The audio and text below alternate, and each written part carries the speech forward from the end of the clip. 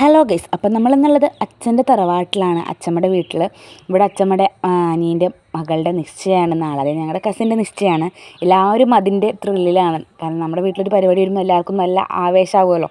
അതുമാത്രമല്ല, മെയ് 11 മൂത്തേച്ചിയുടെ കല്യാണമാണ്. ഈ കല്യാണ പെണ്ണിനെ ഇപ്പോൾ കണ്ടത്. പിന്നെ ഇതാ നമ്മുടെ കല്യാണക്കത്തൊക്കെ കവറിലാക്കാണ്ടായിരുന്നു. കുറേ കല്യാണക്കത്തൊക്കെ കവറിലാക്കാണ്ടായിരുന്നു. നാളെ എൻഗേജ്മെൻറ്റ് നമുക്ക് വലിയ പരിപാടിയൊന്നുമില്ല. എല്ലാ കാര്യങ്ങളും ഹാളിലാണ് ആയതുകൊണ്ട് തന്നെ നമുക്ക് വീട്ടിൽ വലിയ പരിപാടികൾ നമുക്കില്ല. അതുകൊണ്ട് എല്ലാവരും വെറുതെ ഇരിക്കുകയായിരുന്നു. അപ്പോൾ നമുക്ക് എന്തായാലും കല്യാണക്കത്ത് കവറിലാക്കാമെന്ന് വിചാരിച്ചു.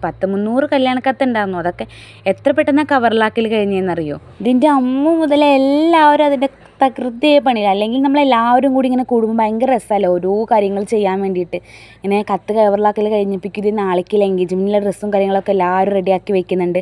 പിന്നെ ഞങ്ങൾ നേരെ വീട്ടിലേക്ക് വിട്ടു. വീട്ടിൽ വന്നപ്പോൾ ഇതേ ഓരോരുത്തർ പ്ലീറ്റ് എടുക്കേണ്ട തിരക്കിലും മൈലാഞ്ചിൻ്റെ തിരക്കിലൊക്കെ ആയിരുന്നു.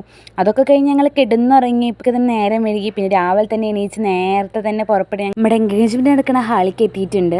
ഞാൻ തന്നെ ധാവണിക്ക് എടുത്തിരിക്കും. ഇതാണ് നമ്മുടെ നിശ്ചയപ്പെണ്ണ്. അടിപൊളിയായിട്ടില്ലേ, നല്ല സുന്ദരിയായിട്ട് വന്നിരിക്കുന്നത്. നമ്മളെ വീട്ടിലിങ്ങനെ എന്തെങ്കിലുമൊക്കെ ഒരു പരിപാടി ഉണ്ടാകുമ്പോൾ എല്ലാവരും കൂടി ഒത്തുകൂടുമ്പോൾ തന്നെ നമുക്ക് വല്ലാത്തൊരു സന്തോഷമാണല്ലേ. എല്ലാവരും കൂടി ഇരുന്നിങ്ങനെ കുറച്ച് നേരം വർത്തമാനം പറയലും ഫോട്ടോ എടുക്കൽ പിന്നെ നമുക്കൊരു കുറവും ഉണ്ടാവില്ല. ക്യാമറമാൻ വന്നപ്പോൾ മുതൽ തന്നെ ഞങ്ങൾ ഫോട്ടോ എടുക്കാൻ തുടങ്ങിയിട്ടുണ്ടായിരുന്നു. അവരെ പുറത്ത് നിർത്തി തന്നെ ഫോട്ടോസ് കുറേ എടുപ്പിച്ചിട്ടുണ്ടായിരുന്നു. പിന്നെ എല്ലാവരും വെയിറ്റ് ചെയ്തുകൊണ്ടിരിക്കുകയാണ് ചെക്കൻ്റെ പാർട്ടിയും ആൾക്കാരൊക്കെ വരാൻ വേണ്ടി. അപ്പോൾ ഏകദേശം എല്ലാവരും വരാറായി എന്ന് പറഞ്ഞപ്പോൾ തന്നെ ഏകദേശം സ്റ്റേജും കാര്യങ്ങളൊക്കെ റെഡിയാക്കി വെച്ചിട്ടുണ്ട്. ഞങ്ങളെല്ലാവരും ഇങ്ങനെ ചേച്ചിയുടെ 4 ഭാഗം നിന്ന് ചേച്ചിയോട് ചോദിക്കുന്നുണ്ട് എങ്ങനെയുണ്ട് എക്സ്പീരിയൻസ്, ടെൻഷൻ ആവുന്നുണ്ടോ. പിന്നെ ചേച്ചിക്ക് വേണ്ടിയിട്ടുള്ള അഡ്വൈസൊക്കെ കൊടുക്കുന്നുണ്ട്.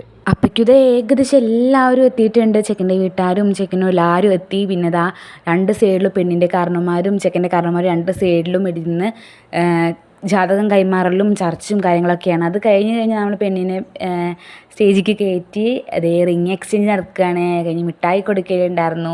അതൊക്കെ കഴിഞ്ഞ് ഫോട്ടോസും കാര്യങ്ങളൊക്കെ എടുത്തു. നേരെ പിന്നെ അവർ ഔട്ട്ഡോർ ഫോട്ടോഗ്രാഫിക്ക് വേണ്ടി പോയിരിക്കുകയാണ്.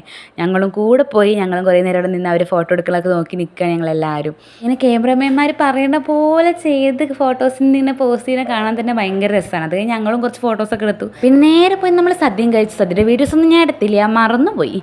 അത് കഴിഞ്ഞ് ഞങ്ങളിതാ എല്ലാവരും കൂടി ഇരുന്ന് വട്ടളഞ്ഞിരുന്ന് വർത്താനം പറയാൻ. ഒരു പരിപാടി കഴിഞ്ഞ് ഇങ്ങനെ ഇരുന്ന് വർത്താനം പറയാൻ തന്നെ പ്രത്യേക രസമാണ്.